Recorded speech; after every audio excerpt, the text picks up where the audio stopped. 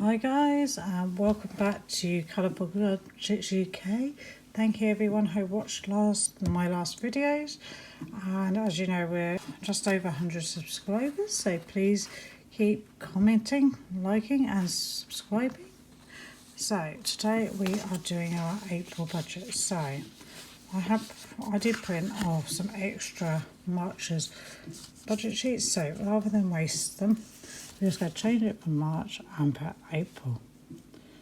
So I am hoping that this is the month that we get my extra pay of my shifts that I've worked, but we are not going to budget for them because they should have been in last month and they didn't come through. So we're just going to budget the money that we know is definitely coming in. So that's 1,300 from my minimum what I take home, plus 600 that my other half gives for the mortgage. So we're just going to zoom you in just so you can actually see what I'm talking about.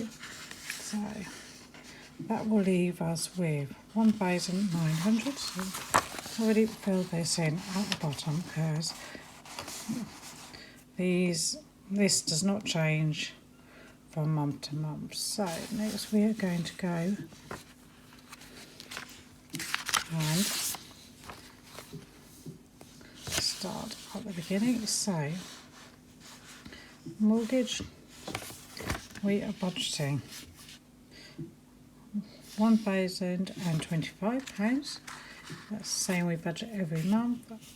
The council tax, we're budgeting £190, and yes, I have just had the bill, and from May we're going to have to up this, so there will be less money to put in our sinking funds, unfortunately.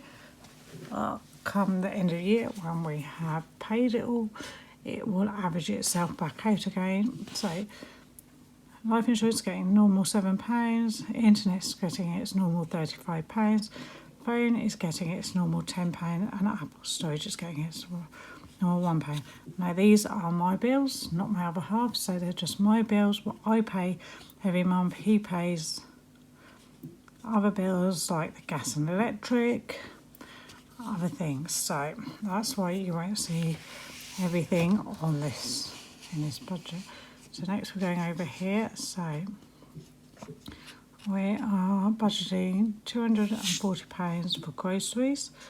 Now, as most of you may know, we're currently doing the pantry challenge, and I think for my grocery money so far this month I have literally spent £10 for some milk and bread, which was what I said I would do for the month. So I'll probably have some of this grocery money coming back into the budget, or I might just add it towards household, just because my plan was to empty our freezer and then do a big stock up with everything fresh. So I haven't quite decided yet, but I will let you know when we get to the April budget.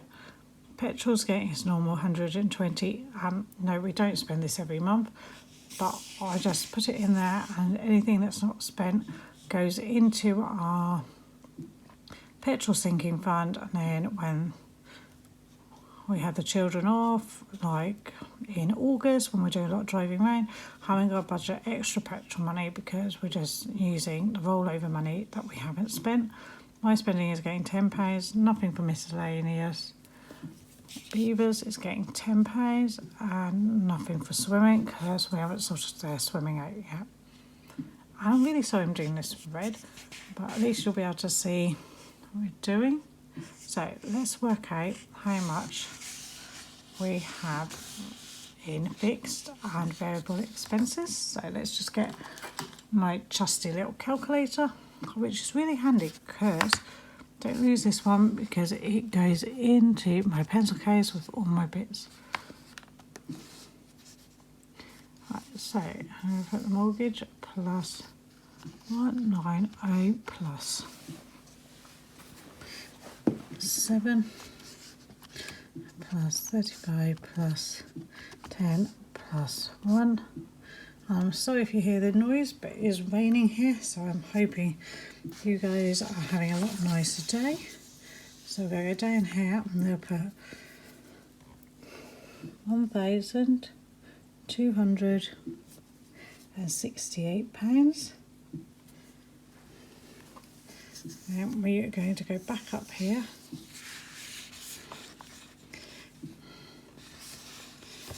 And we are going to do groceries, so we are going to do 240, so you probably can't see that, plus 120 plus 10, oh, not 100, 120 plus 240 plus 10 plus 10 equals, so 380, we're just going on variable expenses. So let's just add those two numbers together. So we have budgeted £1,648 minus 90, 1,900, so we've got 250 left to do. So we'll put the £2 in the bopper. Right. So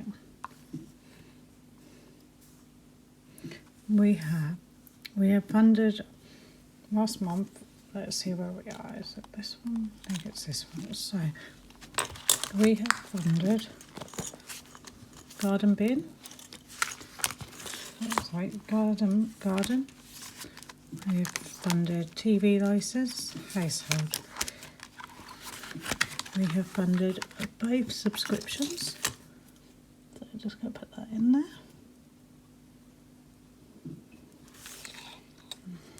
And then house insurance, we have, where is it?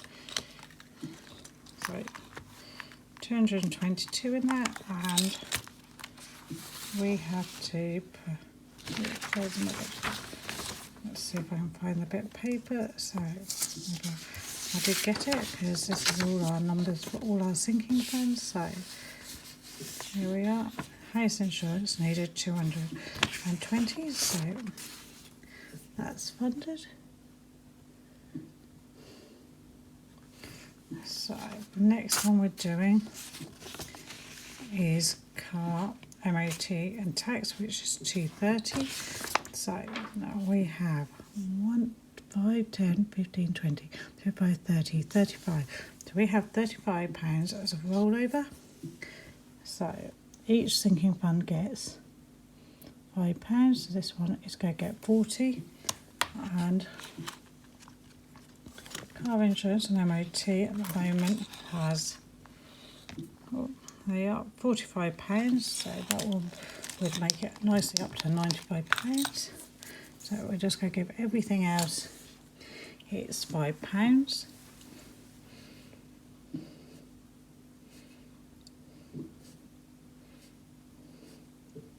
So I'm just going to fill all these in and we'll work out how much we have left. So we have 5, 10, 15, 20, 25, 30, 35, 40, 45, 50, 55. So we have 250. I have got jotting bit of paper. So we have 55 plus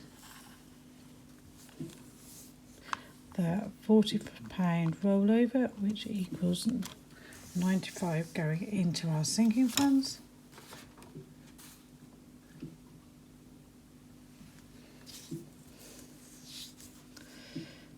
And I think, if I remember correctly, we did actually have more than that to pay to there, but we'll just go with the 95 we're going to budget.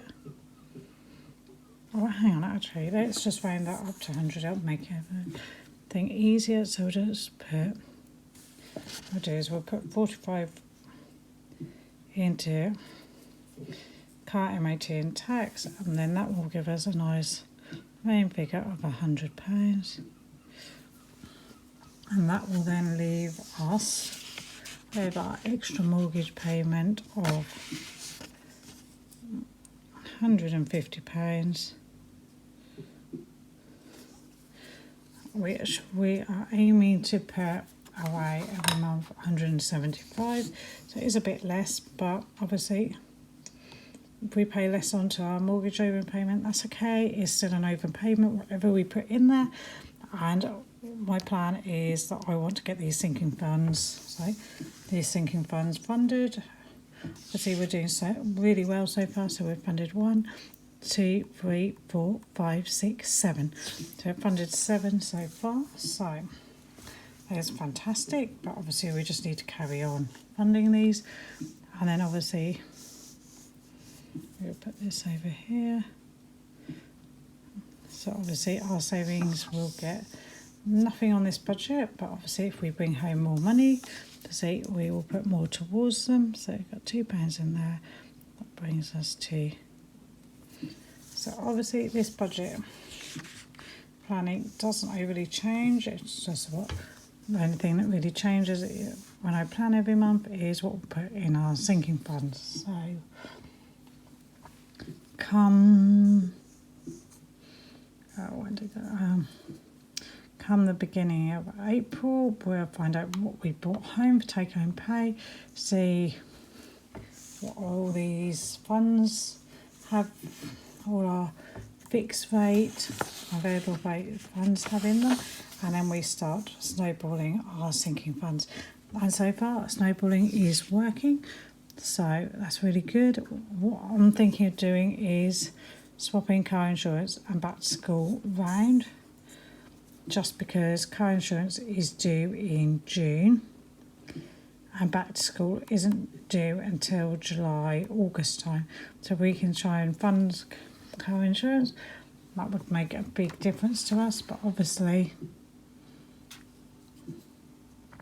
it just depends what happens with our budget, and if we get a fair bit of extra, we might be able to fund both of them. If not, we will move car insurance ahead of back to school. So please like, comment and subscribe, and I look forward to seeing you next time. Bye for now, guys.